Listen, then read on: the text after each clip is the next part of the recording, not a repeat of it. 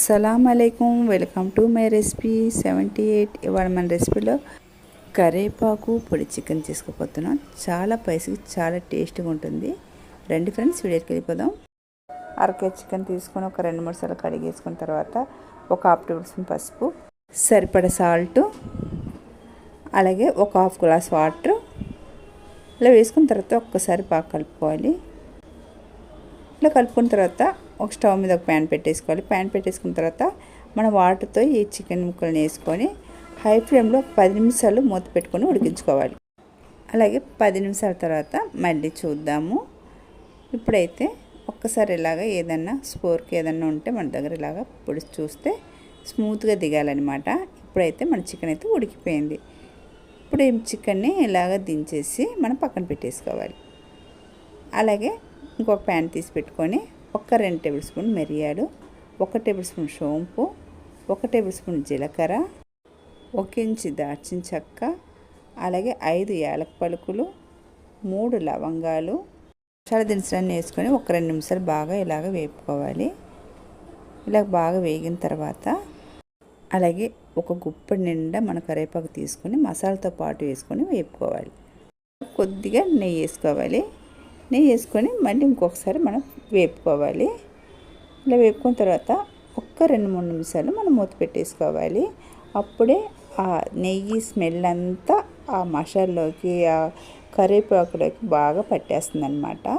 ఇలాగ మూత పెట్టేసుకోవాలి. ఇలా స్టవ్ ఆఫ్ చేసుకొని చల్లారించుకోవాలి. చల్లారించిన తర్వాత మళ్ళీ చూడాలి. బాగా చల్లారిపోయింది. మనకి చూసారా గలగలలాడుతుంది అన్నమాట. ఇలా పట్టుకుంటే అలా నలిగిపోతాయి అన్నమాట ఆకులు. ఇప్పుడు మనం తీసుకొని ఒక మిక్సీ గిన్నె వేసుకొని బాగా ఫైన్ పౌడర్ లాగా మనం ఆడించుకోవాలి. ఇప్పుడు ఆడించేసుకున్నాము. చూసారా ఇలాగ ఆడించుకోవాలి. ఇది ఒక కప్పులో తీసి పెట్టేసుకుందాము. చూసారా మన పౌడర్ ఎంత వచ్చింది. అలాగే ఒక పెద్ద సైజు ఉల్లిపాయ తీసుకొని ఈ ఉల్లిపాయను కూడా ఫైన్ పేస్ట్ లాగా ఆడించుకోవాలి. ఇలా ఆడించుకొని తీసి పెట్టుకోవాలి. అలాగే మన చికెన్ కూడా చల్లగా అయిపోయింది. చికెన్ తీసి పక్కన పెట్టేసుకోవాలి.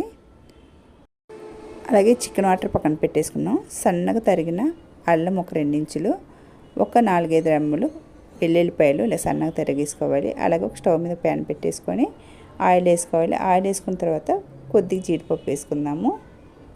ఈ జీడిపప్పుని వేసుకుని కొంచెం వేపేసుకుందాము. ఇలా వేగిన తర్వాత పచ్చిమిరపకాయలు, మనకి ఎంత కారం కావాలో అంత పచ్చిమిరపకాయలు, అలాగే వెల్లుల్లి, అలాగే అల్లము ఇలా వేసుకొని బాగా వేపుకోవాలి. ఇలా బాగా వేగిన తర్వాత మనము ఫైన్గా ఆడించి పెట్టుకున్న ఉల్లిపాయ పేస్ట్ని ఇలా వేసుకోవాలి. ఇలా వేసుకొని ఒక్క 2-3 నిమిషాలు బాగా వేపుకోవాలి. ఇలా బాగా వేపుకున్న తర్వాత మనం చికెన్ వేసుకోవాలి.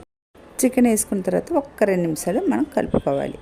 ఇలా బాగా కలిపేసుకున్న తర్వాత మనం ఆడించి పెట్టుకున్న కరివేపాకు పొడిని వేసుకోవాలి. ఇలాగ 1 టేబుల్ స్పూన్ వేసుకొని ఒకసారి బాగా కలుపుకోవాలి. అంతా పట్టేసినట్టుగా బాగా కలుపుకోవాలి. అలాగే మనం వాటర్ ఉంది కదా, చికెన్ వాటర్ మనం పక్కన తీసి పెట్టుకుంది, అది కూడా దీంతో పాటు వేసుకొని బాగా మసాలా కారం అంతా పట్టినట్టుగా వేసుకోవాలి. అలాగే సాల్ట్ కూడా వేసుకోవాలి. సరిపడా సాల్ట్ అంతా మనం ఇలా వేసుకొని బాగా ఒక్క 2-3 నిమిషాలు కలుపుకొని మనము ఇప్పుడు మూత పెట్టేసుకోవాలి. అలాగే ఒక్క నిమిషం అయితే మూత పెట్టేసుకుందాం. ఇప్పుడు మళ్ళీ చూద్దాము.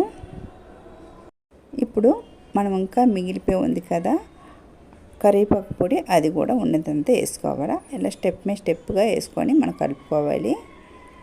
ఇలా ఇంకోసారి కలుపుకొని ఇంకొక నిమిషం అయితే మనం మూత పెట్టేసుకుందాము. ఆ మసాలా కారం అదంతా బాగా పట్టేస్తుంది అన్నమాట. మనమైతే కారపొడి వేయట్లేదు, పచ్చిమిరపకాయలే దీనికి సరిపడే కారంగా ఉంటుంది. అలాగే కొద్దిగా మనము వేసుకొని ఇలాగ కరివేపాకు పొడిని ఇలాగ కలుపుకోవాలి. ఇలా కలుపుకొని ఒక్కసారి మనం మూత పెట్టేసుకోవాలి. ఇలా ఒక్క నిమిషం మూత పెట్టేసుకొని మళ్ళీ చూద్దాము. అలాగే ఇప్పుడైతే మన కరివేపాకు పొడి చికెన్ అయితే రెడీ అయిపోయింది. అలాగే స్టవ్ ఆఫ్ చేసుకుందాము. ఇప్పుడు మనం సర్వ్ చేసుకుందాము. అలాగే అన్నంలో సైడ్ డిష్గా బాగుంటుంది.